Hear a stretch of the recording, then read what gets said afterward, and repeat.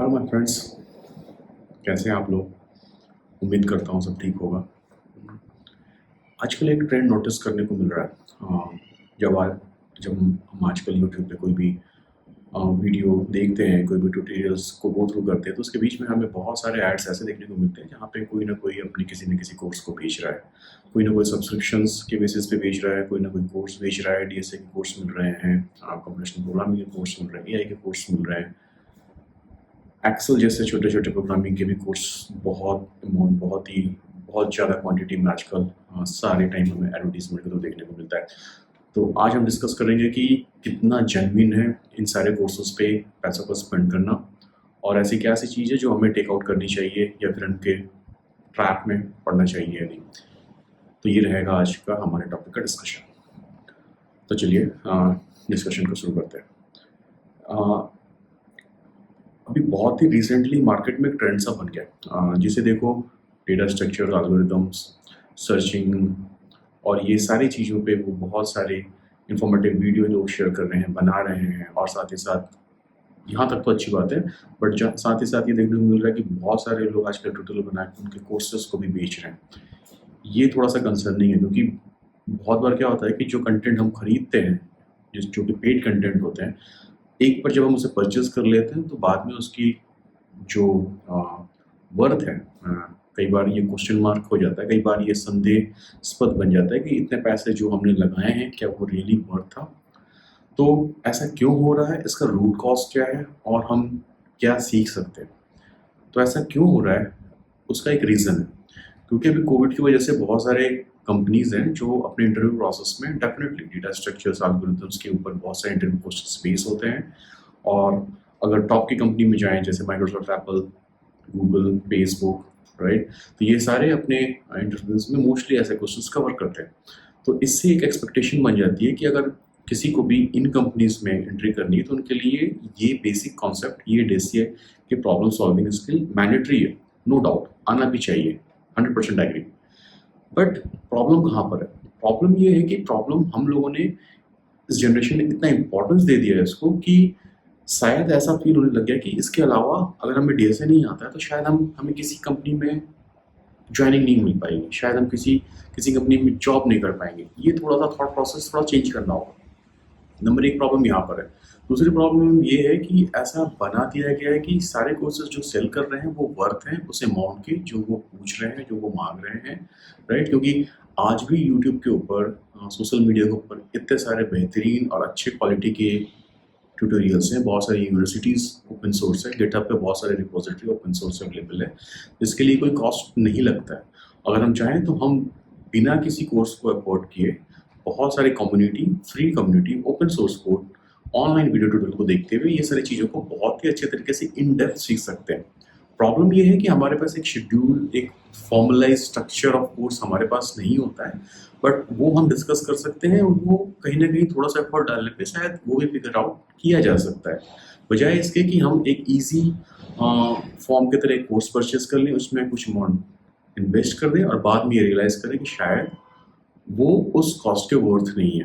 तो ये कह लो कि आजकल ये एक स्कैम सा चल रहा मार्केट में, एक हाइपोथेटिकल माइंडसेट बना दिया गया है लोगों का कि आपको डीएसए का कोर्स करना ही होगा, आपको अगर ये आप नहीं करते हो तो आप अपने करियर की ग्रोथ में पीछे रह जाओगे। टू बी वेरी फ्रैंक, मैं बताना चाहूँगा कि ये जो डीएसए की रिक्वायरमेंट है, ये आज से 4-5 साल पहले तक मार्केट में एग्जिस्ट ही नहीं कर सकती थी।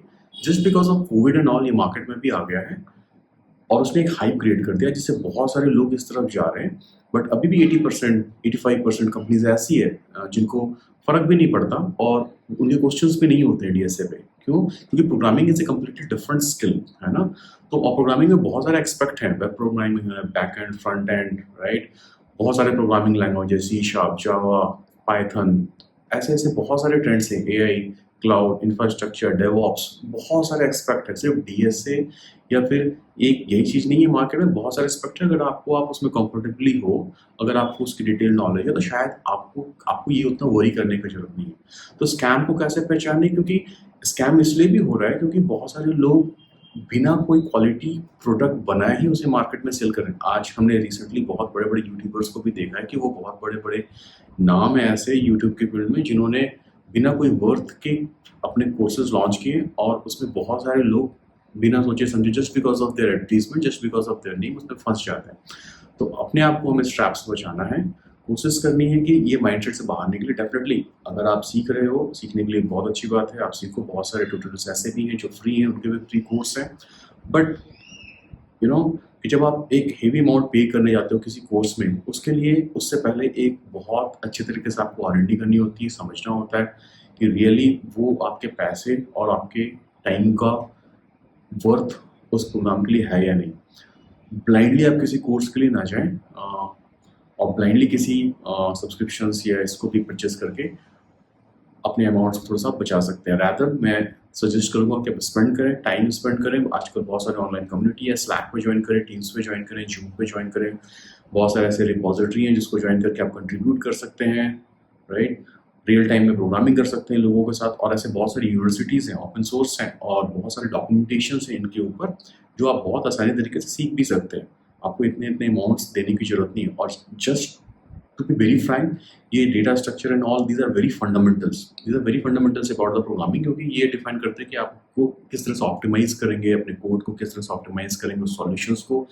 और ये बहुत इंपॉर्टेंट हो जाता है टॉप टी कंपनी जो प्रोडक्ट बेस्ड कंपनी है, जो अपना खुद का ऑप्टिमाइज एप्लीकेशन से प्रोग्राम बनाती है। बट 85% 90% जो काम आज भी इंडिया में आते हैं, those are majorly from service based company से वो आते हैं। और बहुत सारे रिक्वायरमेंट्स में वी हार्डली गेट चांस कि हमें पूरा प्रोडक्ट स्क्रैच से बनाना पड़े। मोस्ट ऑफ द टाइम ये ऐसा होता है कि हम उसमें कुछ ना कुछ इन्हांसमेंट करते हैं, तो वो बहुत सारे 80% एरियाज में हो सकता है वो स्किल की रिक्वायरमेंट ही नहीं है, और शायद अपनी लाइफ में आप कभी इम्प्लीमेंट भी नहीं कर सकते हो। Remember 80-20 loss. तो 20% डेफिनेटली मार्केट में आज भी काम होता है डीएसए के ऊपर, जो कि 80% रिजल्ट नहीं आता। बट आज भी बहुत सारे 80% काम है जो उसके अलावा भी हो रहे हैं। तो आपको ये माइंडसेट थोड़ा सा बना के रखना है कि डीएसए और ये सब टेक्निकल कोर्स के पीछे ब्लाइंडली ना भागे। थोड़ा सा अपने टेक्निकल स्किल, अपनी थोड़ी सी IQ इंटेलिजेंस के यूज़ करें, राइट। ऑनलाइन सर्च करें, आइडेंटिफाई करें, ग्रुप को ज्वाइन करें, और इन सब चीज़ों से आपको बहुत कुछ लर्निंग मिलेगी। ओपन सोर्स बनाए, फ्रीलांसिंग करें, राइट। तो इन सब चीज़ों के बारे में डिटेल बात हम करते रहेंगे, बट अभी के लिए आई थिंक इतना काफ़ी है। बाकी अगर आपको कोई डाउट्स, कोई क्वेश्चंस या सवाल हो, आप नीचे कमेंट सेक्शन में मुझे बता सकते हो। कोई स्पेसिफिक रिक्वायरमेंट हो, आप उसमें भी अपनी क्वेरी लिख सकते हो। उन सारे क्वेश्चंस को जिसमें सबसे ज़्यादा वर्ड्स है, सबसे ज़्यादा कमेंट्स आए रहेंगे, कोशिश करूँगा मैं अपने आगे वाली वीडियोज़ में उन टॉपिक को कवर करूँ। थैंक यू मेरे साथ बने रहने के लिए। मिलते हैं अगली वीडियो में। शुक्रिया।